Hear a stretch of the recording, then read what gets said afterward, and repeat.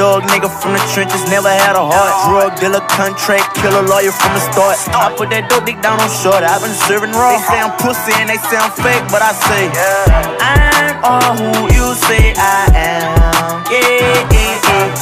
She know them, I just switched from a rape to a lounge. Yeah, yeah, yeah. Got into it with my bitch, caught up while I'm torn. Tryna see if shorty on my dick, wonder what she doing. You know me, real G, I text the extra how it's going. She responded, nothing, looking like to me, you having fun. Look for my mama when I try to look inside my woman. What's up, yo? This is my first time making a video for real, so I'm on my stuff. I just posted on Instagram, was like, what should I make the story time on? So, I just did my own because I had realized what I want to do. So the first story time I do, right, is the time I almost got kidnapped, and then the first time I got kidnapped. I was about to get kidnapped. So, right, I was at my grandma's house, right? I had my brother with me. My little brother named Mason. He like, how old he was? He was like 2 years. No, I ain't my brother. He my brother with Lenard. My brother Lenard was like 4 years old, 5 years old. Had him with me. So I went to my best friend's house. I walked down there. He was in the back of the house. He wasn't in the front of the house for real. So where our house at, the back of the house is like our house, and it's like a fence. And the other side of the fence, it was like a highway, like all the cars and stuff that was like right there with Travis light. So I was with my mans, Eshawn and Mama, right? And because it was how long this was? Like 2 years ago or a year ago. We always throwing stuff at cars and stuff and run. So look, it was this little black truck that we saw in the street. The light was red. So we saw a little acorn, like this little nuts that the squirrel eat, whatever. So we picked it up. We start throwing it at his car. We got like $10. He ain't enough. So we kept throwing him.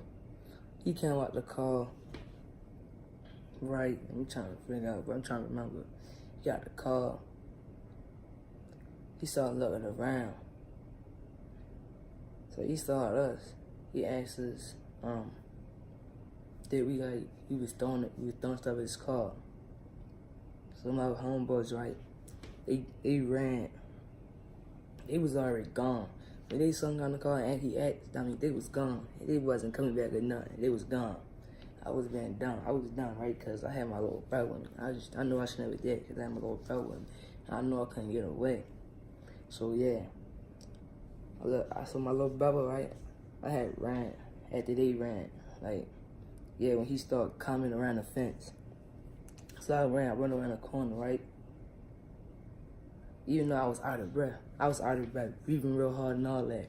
So I went around.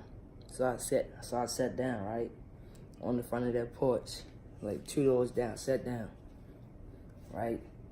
So the man, he came around front, right. He saw me right there. It's like a little corner, like a wall. And it's like, yeah, I was right there in the cut. So yeah, came around the corner. He looked at me, right. So I was dumb enough. I was breathing real hard. I couldn't stop breathing. He was like, let me feel your chest. So he came up and feel my chest, right. So he grabbed my arm and took me around the corner.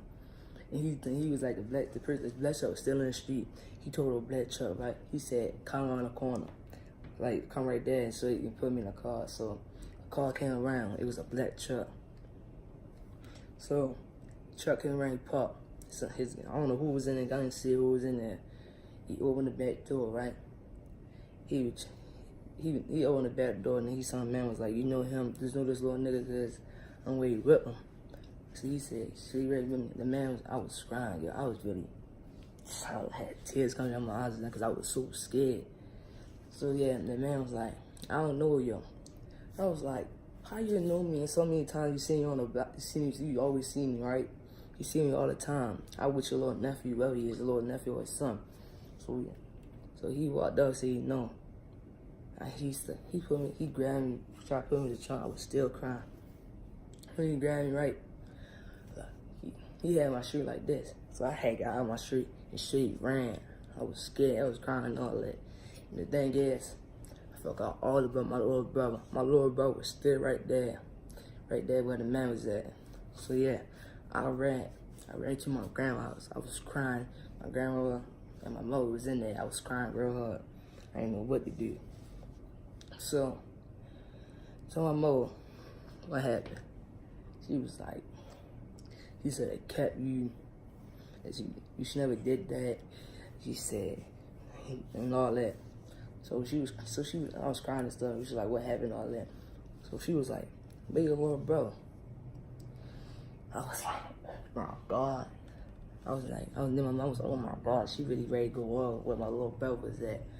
And she was like, he could have took your little brother or anything. He could have took him, try to kidnap him, kill him or anything. So look, I went back outside looking for my little brother. My little brother was like a little statue. You walk up, try to get to the house. My little brother was walking like this, with no powder, no crying or nothing. Like this, looking like a G, walking up the street to my grandma's house. And she was like, he could have, like God just said, she was like, he could have taken your brother or all that. He couldn't get you, could have got your brother. So look, so the man, and then he was sick or something, and I had no shirt on, so he still had my shirt and all that. So I was still crying and stuff, like, I was scared. So look, he drove around. He had the phone in the tank, looking around, so I don't see where I was at. You know, my mother told my mother, like, there you go right there. And he was like, come in. And he came walking with my shirt in his hand and stuff with his other phone, the black truck. So right there, he told her I was throwing stuff at his car, and he tried to lie and said my homeboy was his nephew and all that. And my homeboys, I saw them right all the way at the block because they saw me. He was still down there. So yeah, he was throwing something in my car. I had my daughter in the back seat, my girlfriend in the front seat driving. But I ain't know none of that. Yeah, the daughter and all that in your car. Why you try to put me in the car? You feel me? Like, why you try to be in the car with your girlfriend and your daughter? So yeah, I ran. So my mother was like, "It's what he get, and you should never do that." No, and he was like, "These kids don't know what to do these days and all that." So he gave back my shirt and stuff. Then he left. He what he had to do.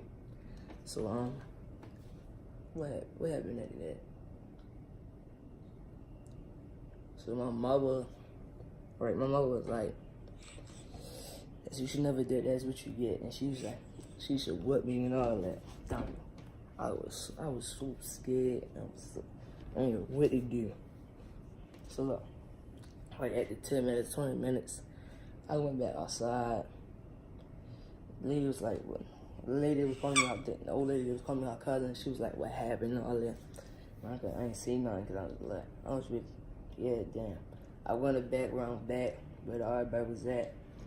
And my homeboys and them was like, bro, you should have ran and all that shit came with us.